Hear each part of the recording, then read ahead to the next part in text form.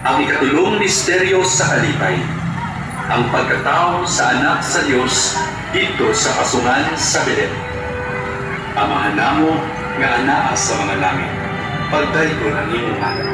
Muabot ka namo ang imong gingharian, matuman ang imong pagbuot dinhi sa yuta maingon sa langit.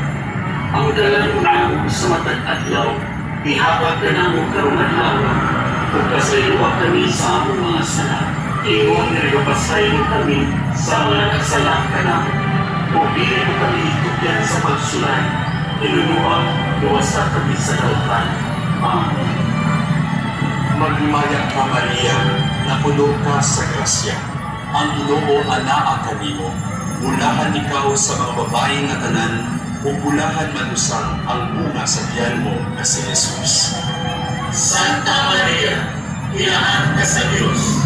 Ikampo mo kami, mga magkasasala, karon kung sa takna sa among ikamatay. Amen. Magmaya ka, Maria, na puno ka sa grasya. Ang Ginoo anaa kanimo.